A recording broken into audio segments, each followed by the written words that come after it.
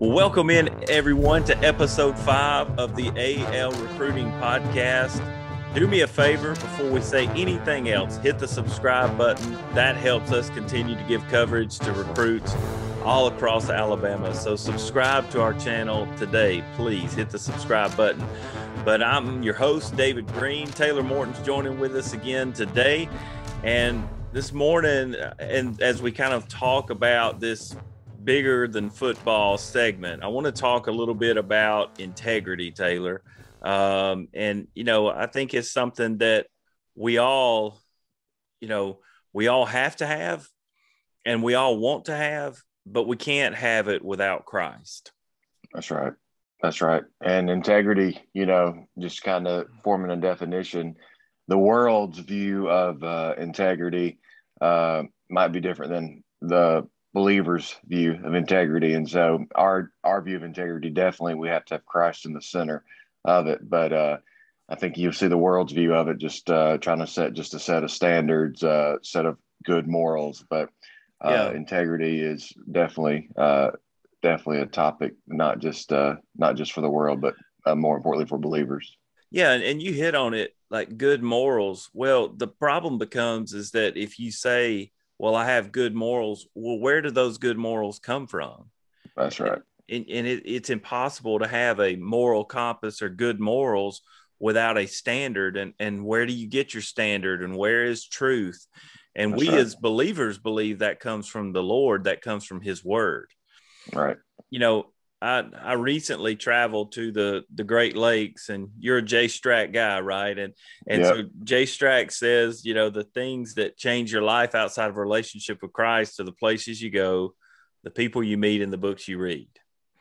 Yep. And so my family and I travel to the Great Lakes. When I travel, I like to go and buy a book from that area and read about it. And, sometimes when I get back, in the Great Lakes, if you've never been to the Great Lakes, it's incredible how it's like an ocean. You hear the word lake, and we think Lake Tuscaloosa or Weiss Lake or Lake Gunnersville. We don't think it's like an ocean, but there are, cargo ships and things on the Great Lakes. Well, so the most famous Great Lakes shipwreck is the wreck of the Edmund Fitzgerald. There's a song about it, all kinds of stuff. Well, I bought a book about it. But really, when you look at all of the circumstances that caused this ship to wreck and caused it to sink, and the loss of 29 men on this shipwreck, ultimately what really started and the problem became is that even prior to taking off, even prior to its final voyage, it had problems with its internal integrity.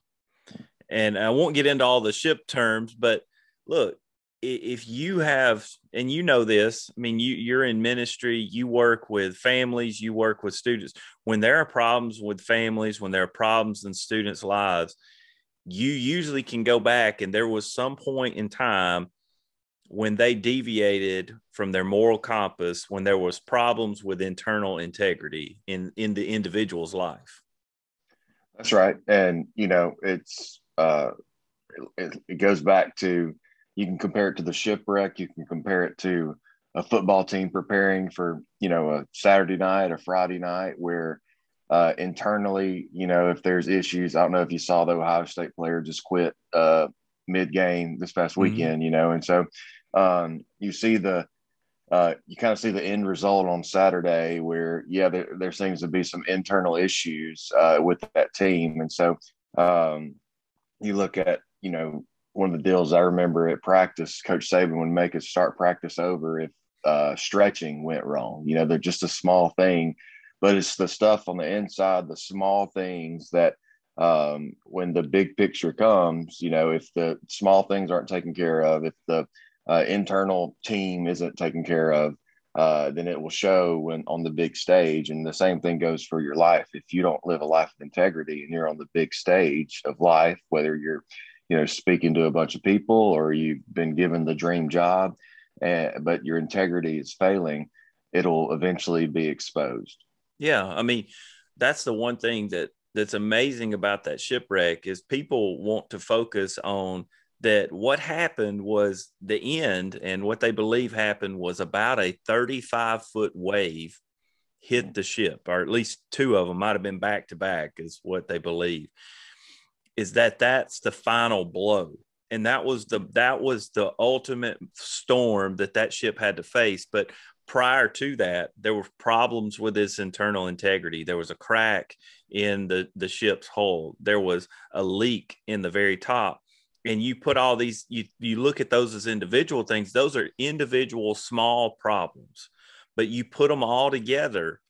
And in the moment that ship was hit by two 35-foot waves with all those problems already compounded, that's what sent it to the bottom of Lake Superior. And ultimately in our lives is that normally when we have and face adversity, or we hit a storm in life, and you will, that when you have those problems, it's not necessarily the storm that usually sinks you. That's the final blow.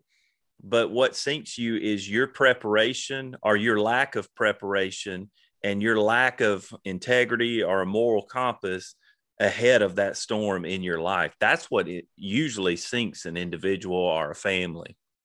That's right. That's right. No doubt. I mean, I love the team comparison. It's that the storm happens. The storm happens on Friday night. Yep. And sometimes if you haven't prepared, you haven't done what you're supposed to do, you're going to get hit by a 35-foot wave, and you're going to the bottom. But the problem is that that's a game, and that there are times if you keep playing games in life, you're going to get sunk, and you have to find it. But again, Taylor, you'll vouch for this. I believe it. You believe it. The only thing that gives us that integrity, the only thing that gives us that moral compass is a relationship with Jesus Christ. That's first and foremost.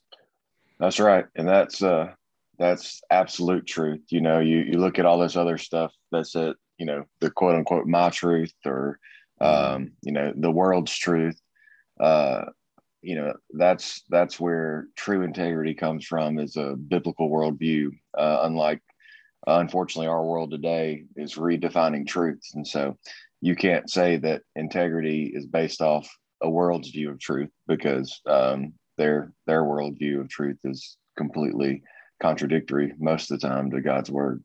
And it changes every day. I mean, yes.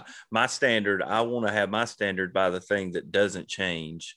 And it is, as God's word says, it's the same yesterday, today, and forever. And so that's what I'm going to that's what I'm going to hold my standard to. That's where I'm going to kind of put my compass to, is go with that. That's right. Well, folks, I pray again, we talk about football, we talk about recruiting, we talk about players, but we talk about Jesus. And if you don't have a relationship with him, man, reach out to us. We'd love to tell you how to do that. We'd love to tell you how to have a relationship, how to have a standard, how to find absolute truth in this uncertain world. We want to see you have that. Stay with us today as we talk to Coach Brandon Lyles from Douglas High School. We talk about who I predicted is the sleeper of the year in the state of Alabama. So stay with us.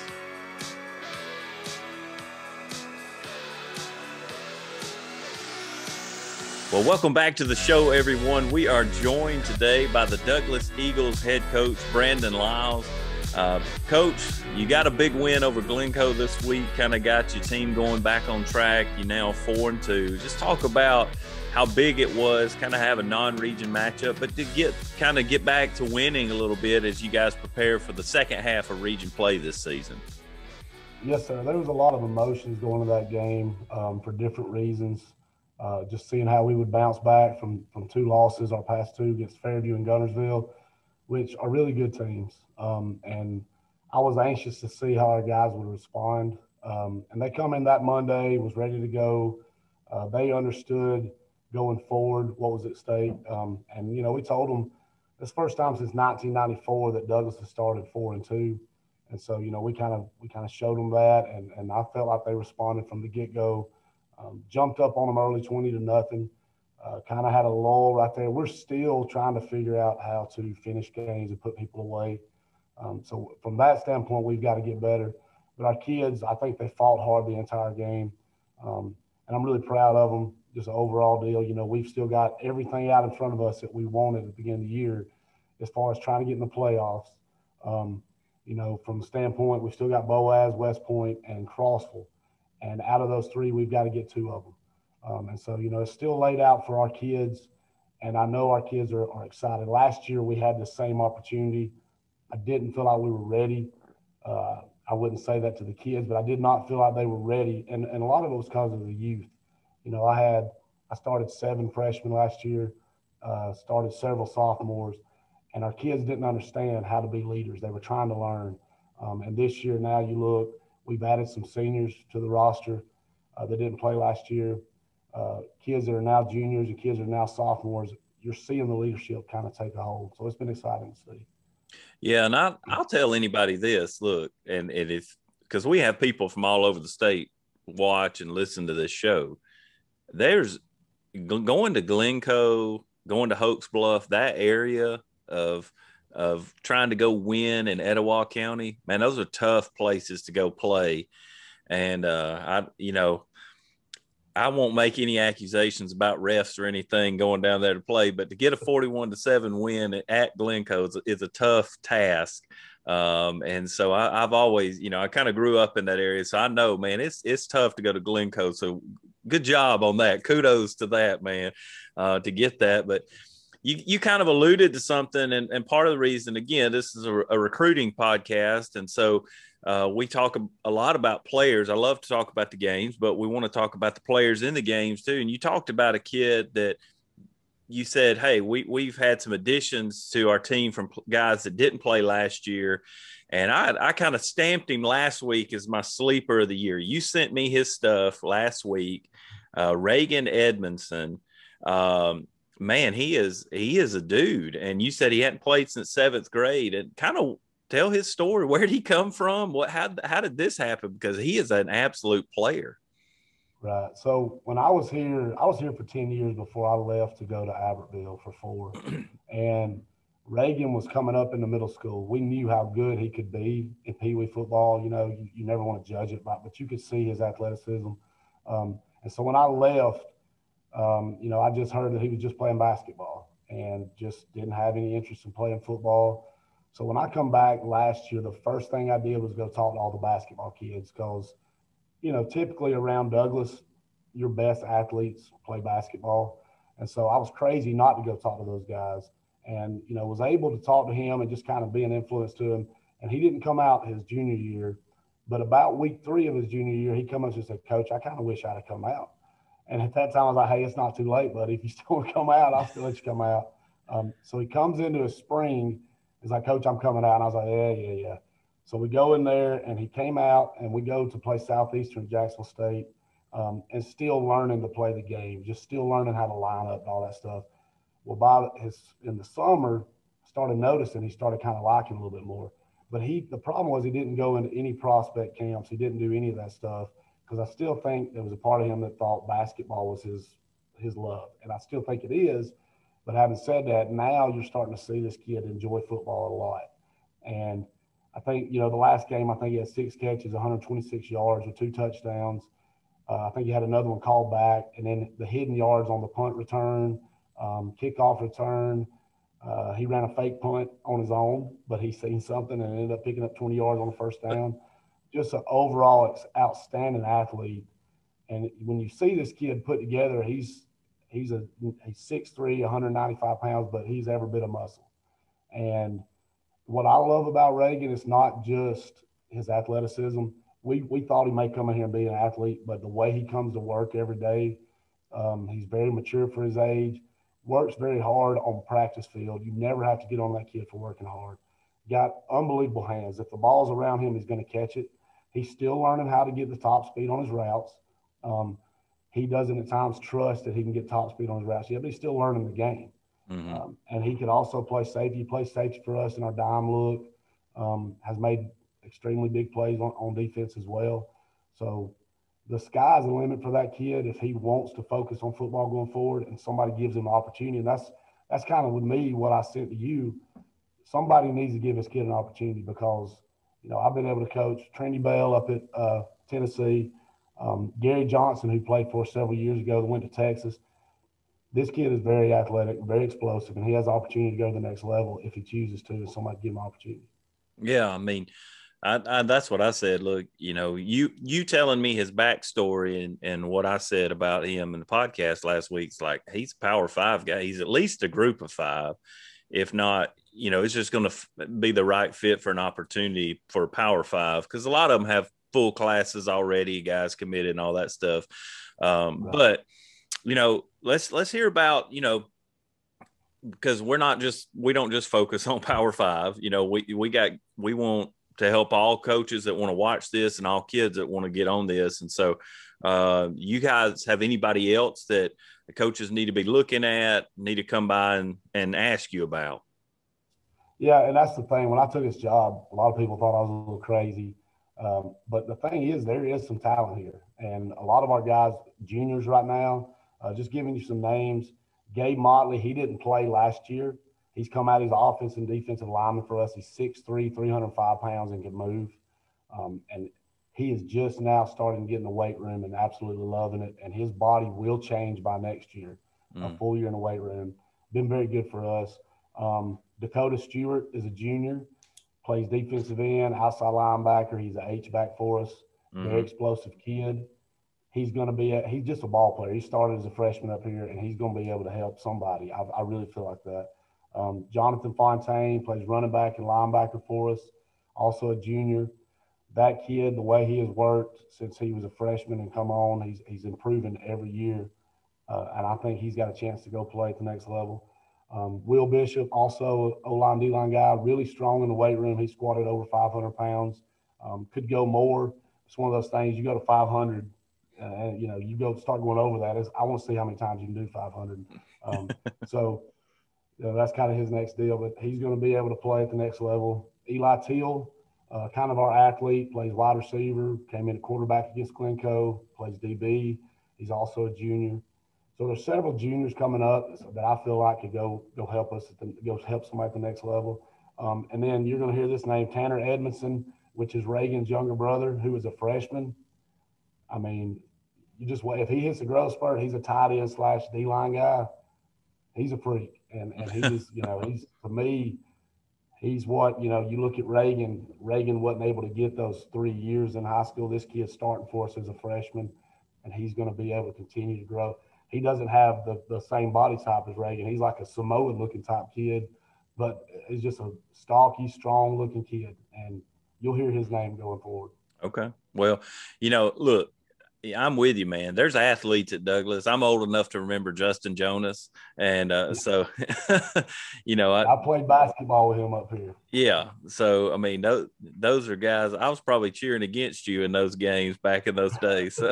But, yeah, I mean, there's players there. And so, yeah, I mean, I think that it's one of the probably it could have been overlooked, but you're sitting there saying, I mean, you just listed off, I don't know how many guys, but a lot that people can come and watch, at least 5 or 6, and can help a team. So, I think that I'm excited, and I'm also excited to have somebody there. And I think it'll change your program when you're reaching out on Twitter and you're promoting players on social media. That's a game changer and will be a game changer for high school coaches, especially with all the NIL stuff going forward.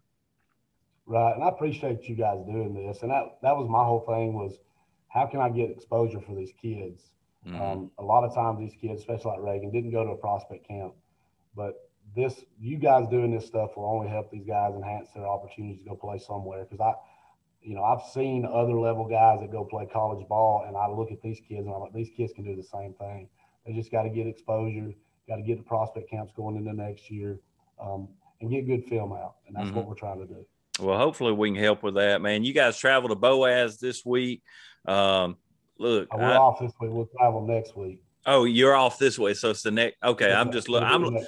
I still struggle with the bye weeks in high school because I'm just used to follow. But I know you guys got the calendar. They're next on the calendar for you.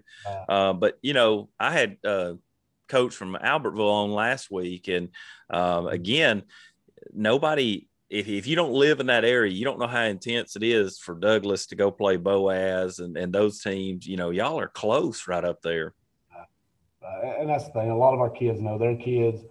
I wouldn't consider it being a rival lately because Douglas hadn't held up their end of the deal, obviously. And we've got a long way to go as a program, but our kids are hungry to try to go in and see what we can do against Boaz. I know we're excited for the opportunity, and it's a region game. And that's what we go win that game. We sit pretty with where we need to be in the playoffs. And our kids are excited. And the bye week really couldn't have come at a better time for us.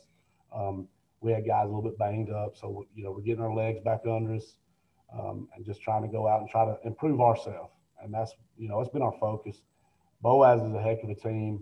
Coach Sullivan and his staff do a heck of a job, as you see what they did with Aberville, So we know we've got our work cut out for us, but our kids are excited for the opportunity.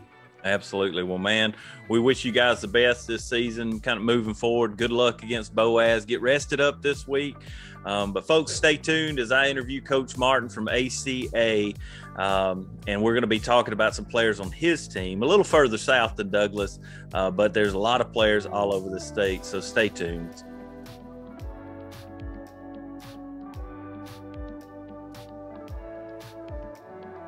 Welcome back to the show, everyone. We are so thankful to be joined by Coach Cody Martin. He's the head coach of American Christian Academy. Coach, good to have you on the show today. Glad to be here, brother. Yeah. Well, man, you guys have had a good run this season. You're on a 4-game winning streak. And even the game you lost, first game of the season, it was only by 1 point against a really good Parker team. But you guys are playing some really good football. You just you got to win over Bibb County, which is kind of a rivalry game. It's so close for y'all. And so tell us a little bit about how your season's going, how your kids are responding, being on a 4-game winning streak. Of course, you had a bye last week and kind of getting rested up.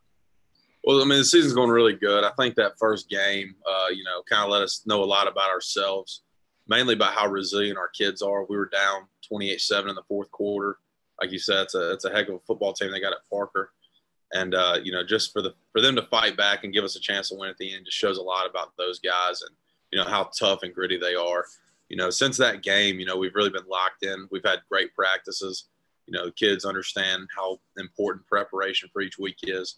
And they just, day in and day out, we lift 3 times a week. They get after it in the weight room. They don't complain.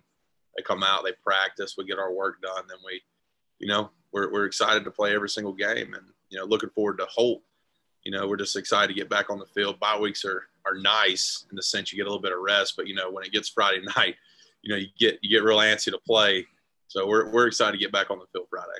Right. I mean, hey, I saw on Twitter this morning you guys doing one leg squats. I saw that already. I was like, man, they are getting after it. Game week, it doesn't matter.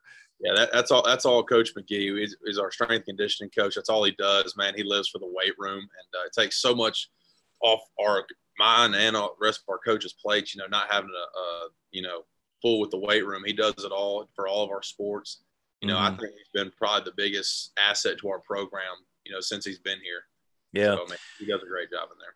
Yeah, it's one of those things when you get a good strength and conditioning coach that you don't know the value till you get a good one. So it makes a huge difference. Absolutely. Well, let's talk about some players. And I think, if we're going to start with talking about some players on your squad, and then I'll let you list some guys. But the guy that to me has really blown up this season in his recruitment is Sawyer Dearman. You guys have him playing at quarterback, but I know teams are looking at him at other positions too. Yeah, he's just super versatile. He's a real smart kid. We have him at quarterback. He gives us, when you get your best athlete the ball in his hands every play, it's never a bad thing. No. He does a ton for us. Last year, he mostly played receiver, but still got some quarterback reps. He's just an electric kid. He gets the ball, and you just never know what's going to happen. It's probably going to be a touchdown. He can do so many things. Very Johnny Manziel with the ball. But, just on and off the field, he's a great leader for our team. He's the kind of guy to get everybody going at practice and, things like that. All right. Well, obviously Sawyer's gotten a lot of publicity and, picked up an offer from Michigan State. And so he's getting some, a lot of press. But so who are some other guys that if I'm watching this podcast as a coach, they may be Power 5, they may not be Power 5, but who are some other guys that some coaches could write their name down and check out on your team this year, Coach? I think in our senior class, we got some guys. We have Christian Davis, who's he plays safety for us. He'll probably be more of a nickel in college. Mm-hmm. He's really, really versatile, real physical in the secondary, loves to tackle. You know, he does really well on and off the field. He's great in the classroom. He plays running back for us as well and some receiver. You know, he's electric with the ball in his hands.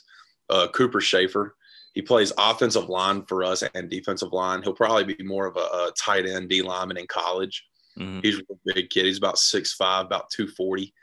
Can move really well. Super high ACT score. It's either a 33 or 34. He's looking to go to West Point. Wow. We're proud of him. So, but, you know, other things might happen. And then I would say Tyler Flowers. He's a really, really versatile guy for us. He's played inside linebacker, outside linebacker, nickel, and safety for us. You know, we kind of plug and play him wherever we need him based on the game plan. Right. He plays back for us. I think he has 5 or 6 rushing touchdowns. You know, he's just a guy that gets after it a lot.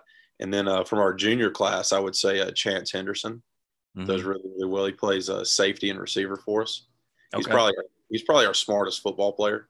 And he makes a lot of good plays for us. Yeah. Well, man, you know, I think that you guys are proven to be putting out good players. I mean, you guys had a freshman, make a play in a game this weekend. I'm trying to – you're going to have to help me remember who it was because I saw the tweet. Who was it? Yeah. What was that play? That was Kamari Lassiter. He got an interception last week against Vanderbilt toward the end of the game. And the week before that, he actually had a real big tackle against South Carolina. He smoked a kid. Yeah. So he's getting a lot of playing time early. We're super proud of him. And we also have Cam Jeffrey at Arkansas State. He's getting some playing time over there on some special teams. So we're real proud of those guys. So just so everybody knows, Kamari's at Georgia. Yeah, in case I didn't remember who was playing who. But, yeah, I mean, I'm thinking you guys are putting out prospects that, I mean, consensus at this point, number 1 defense in the nation, and he's starting on there, getting some playing reps as a freshman. Yeah. So, I mean, and that's the thing, you know, if you're watching this, you hadn't heard of ACA, get down there. They're putting out good players. They got good players, and, you know, find Coach Martin on Twitter, reach out to him and get those players. But, you know, you guys have Holt coming up, and I think really, you know, as far as what you have ahead of you, I know you're trying to focus on game after game after game, but man, I mean, you're undefeated in region play. You played well against a really good Parker team. You guys have everything ahead of you this season. Yes, sir. I would say that, but, you know, like you said, we'll focus get week by week, game by game. And, you know, even when we're playing those big games like Parker, Bibb County, we tell those guys, we don't call it Parker week, Bibb week. You know, it's just another week here at ACA. We try to get better than ourselves. We really stress to the kids that the best team we're going to play this year is ourselves, no matter who we play. Mm-hmm. So, you know, if we beat ourselves in practice and things such as that, you know, we'll execute on Friday nights. That's right. And, you know, I guess it's my job to make some of those predictions about who's going forward and what that looks like. But, man, I really do believe it. I think you guys have everything ahead of you. You got great players all over the field. And, you know, we continue to wish you nothing but the best. And if we can ever help you in any way or promote some players, just reach out to us and let us know, Coach. Absolutely, brother. I really appreciate it. Well, thank you so much for being with us today. We continue to talk about more recruits, more players in the state of Alabama in our next segment, so stay with us.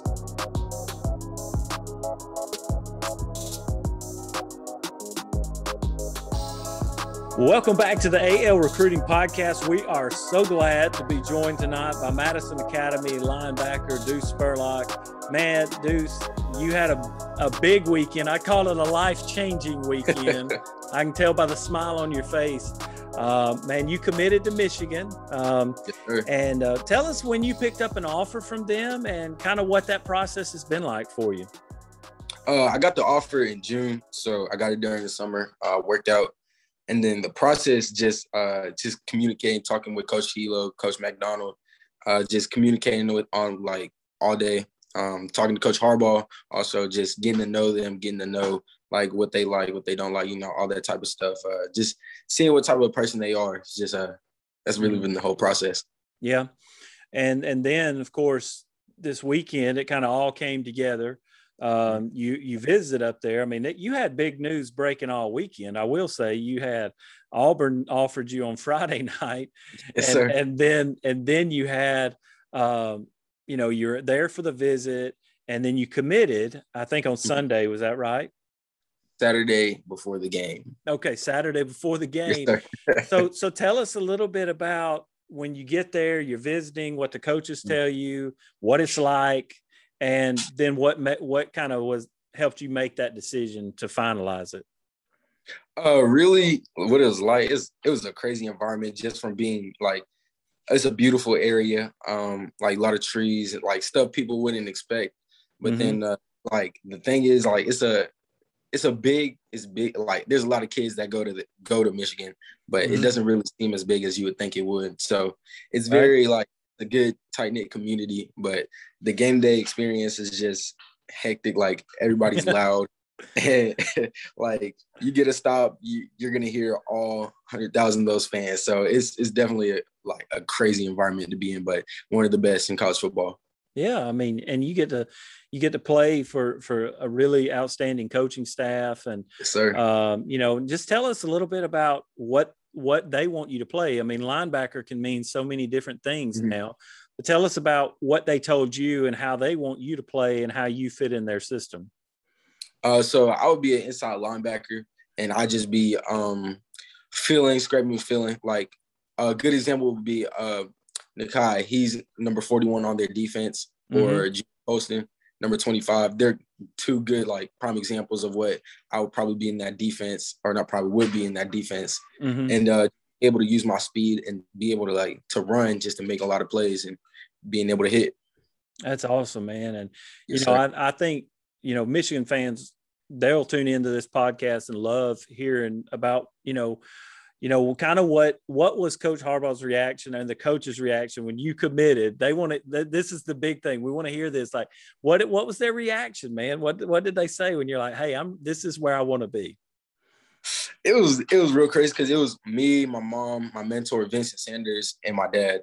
And really, he was like, so how you feel about Michigan? And I was like, I'm just going to come clean with you, man. I love you here. I just want to commit. And it was real happy. And then all the coaches just started running down the hallways and into the office. It was real crazy, but it was definitely a good thing. It was definitely a thing to remember. Man, that's an awesome moment for you, man. And that's the thing I love about what we do and we do with this podcast. Like, we don't want to speculate. We want to hear from you, and these life-changing moments that can only put a smile on your face like the one you have. That's the stuff we want to hear about. And so, man, we're so excited for you. I'm glad we finally got to connect. We record the podcast just if you're listening. And so it took me and Deuce a few days to finally get connected, but we did and got a few minutes together. And man, we are happy for you. And look, just know, we don't care what school anybody commits to. We're just happy for people when they know they're a good fit and they go to the right place for them.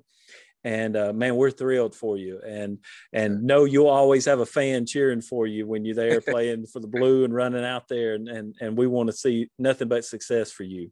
Yes, sir. Thank you. It means a lot just to hear that from you. And definitely all the people. I've been getting a lot of love, a lot of support, and it's just overwhelming, but it's definitely just got to be out there and go out there and play football. Yep. And you got to keep playing football because y'all got a tough matchup this week for Madison Academy. You still represent them. And, Randolph comes to town. You got a quarterback you got to watch out for, and they got a running back you're going to have to get after a little bit too. They got two really good players, and you got good players. Should be a great matchup for y'all this Friday night. Oh, yes, sir. Definitely something to watch. Yep. Well, Deuce, man, we wish you nothing but success. If you ever need us, you ever want to come back on the show, you direct message me and we'll have you right back. But, man, it's been nothing but a joy. We wish you nothing but the best, man. Thank you. All righty. Well, stay tuned as we continue to talk about players and sleepers in the state of Alabama.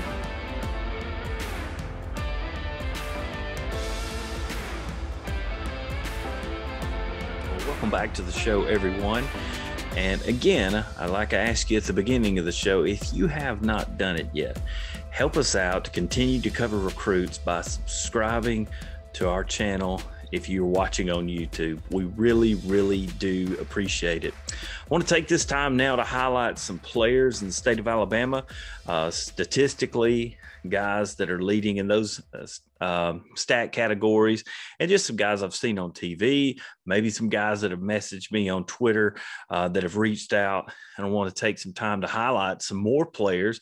I know last week we did a long list of sleepers. I don't have quite as many players this week that we're going to highlight. But look, if you're a high school coach and you want to come on the show, direct message me on Twitter at AL_recruiting and let us know that you want to come on the show. We'll set up a time for you to record and be on the show with us. And if you're a player, maybe your coach isn't on Twitter, just reach out to us.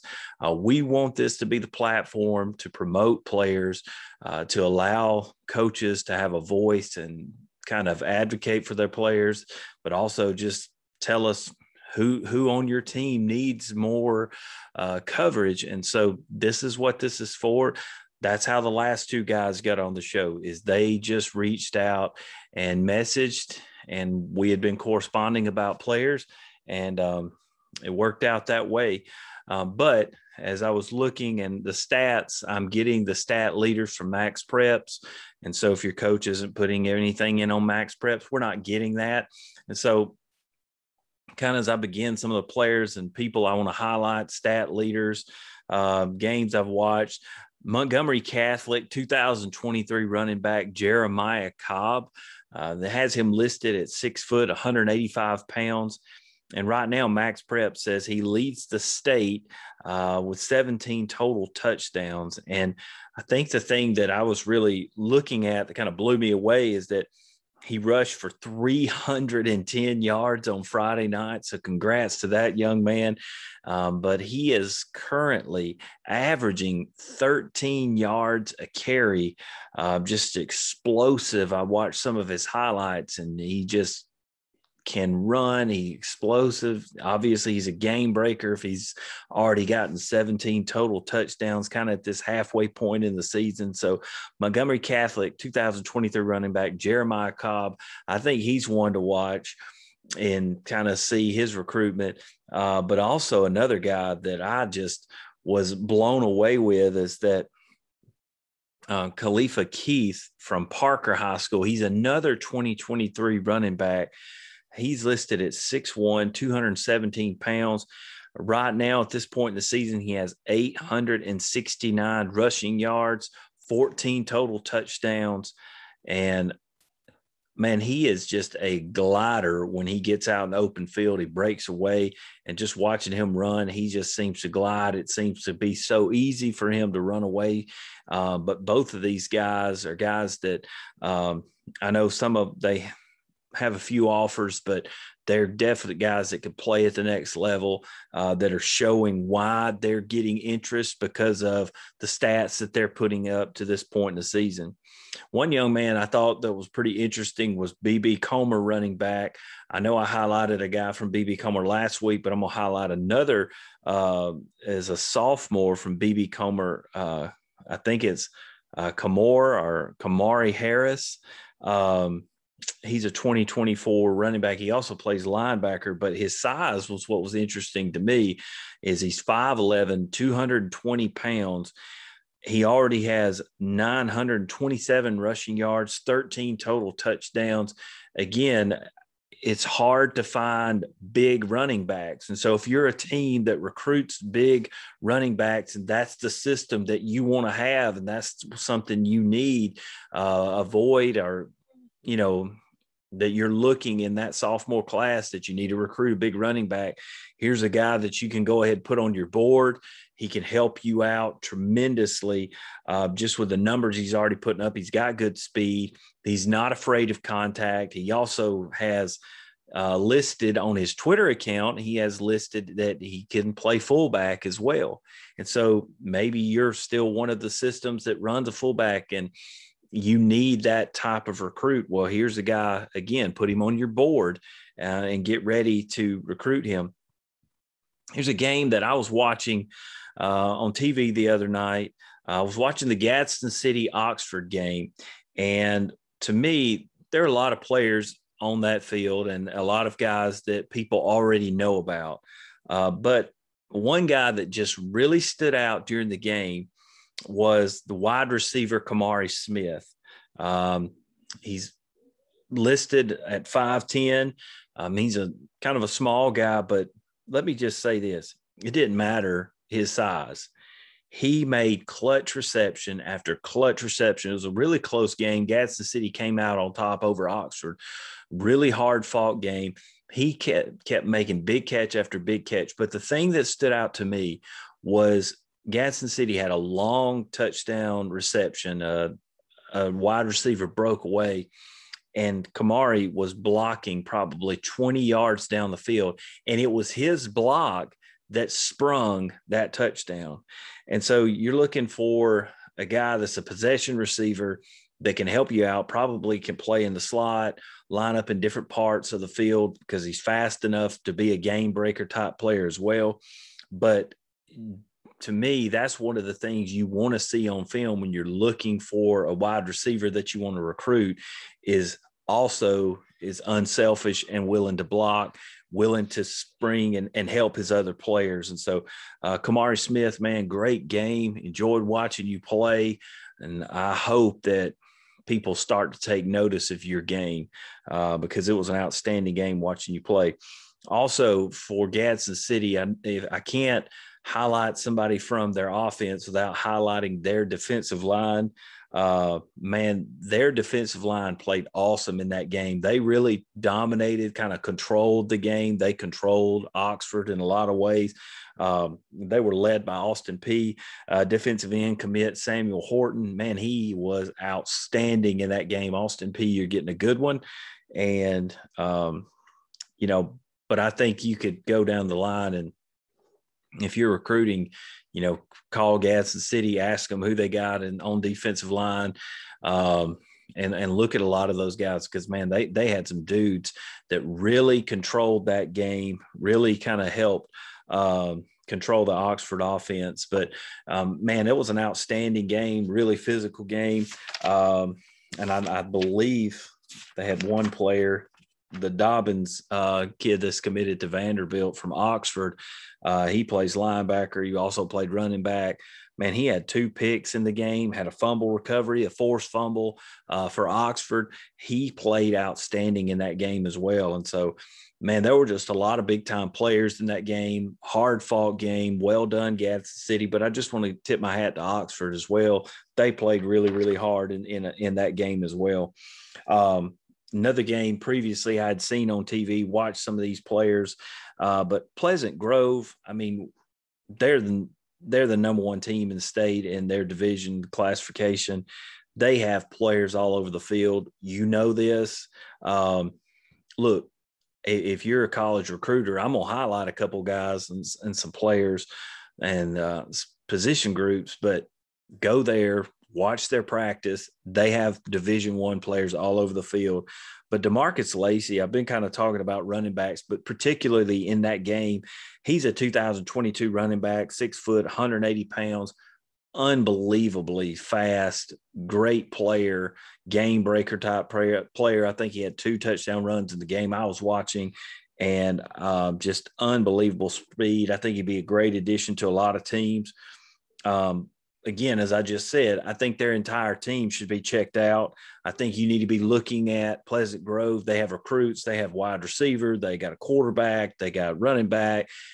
They have defensive players. But what just blew me away about Pleasant Grove was I was trying to make notes of their defensive linemen, and I just gave up because they had defensive lineman after defensive lineman after defensive lineman that they just kept rolling in. And I just kind of threw my hands up and I was like, here's the thing. If you're looking for Division I size level defensive lineman, just call up the coaches at Pleasant Grove and ask them, hey, send me your defensive line list, send me your starters, send me the guys that are rotating in, because they just kept having player after player. I mean, their line is huge. Offensive linemen, both sides of the ball, these guys were massive. And,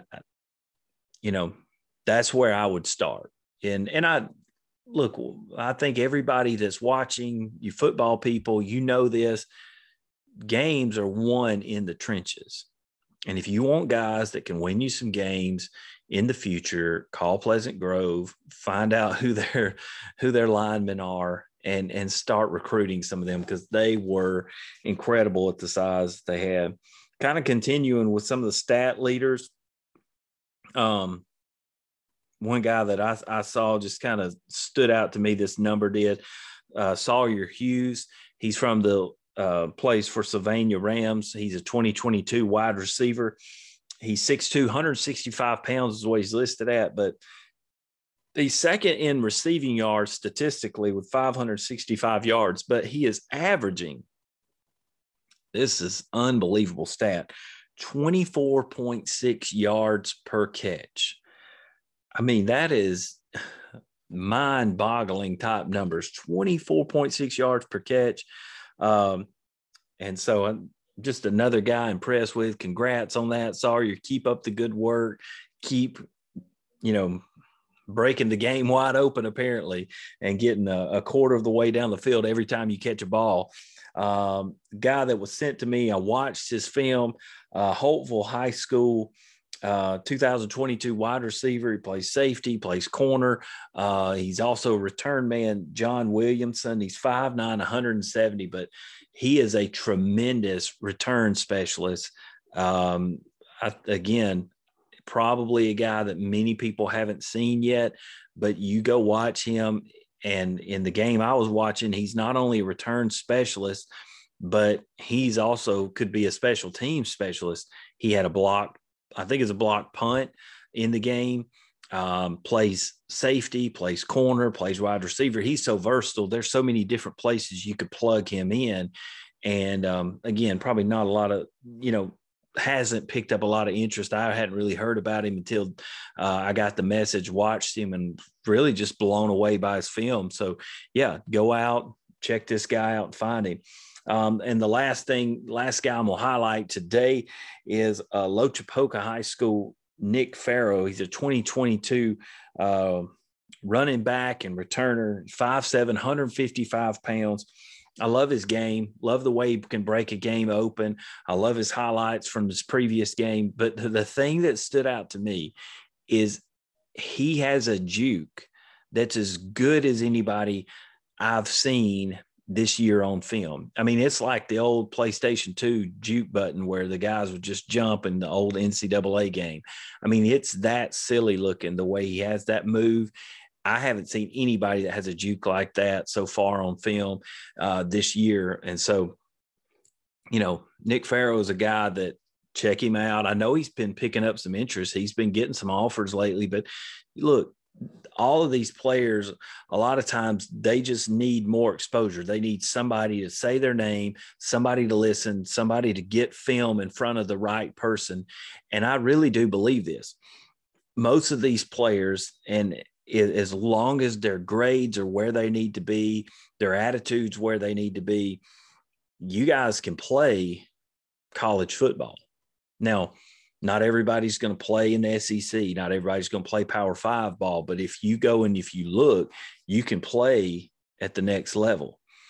You got to take the time to find the right school, and the school's going to try to find you as well.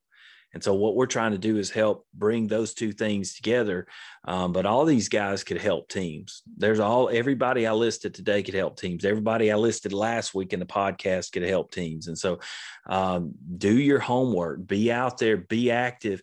The reason I'm saying these guys' names on the podcast is because they're coaches and they are reaching out to me. If you're not getting any coverage, continue to reach out to me just a little bit. Another school is doing a great job with their players, and, is Pell City. Pell City and their coaches reach out to me. I know Carlos Herring, he's a guy that you need to be looking at on their team. And you continue to look at some of their players. And I think Carlos is a defensive back that plays for them that they are highlighting, that they're sending me. But Pell City has a lot of players, and you need to just find the Pell City coaches. If you're a college coach, find out who's the Pell City coaches are, reach out to them. They do a great job of communicating.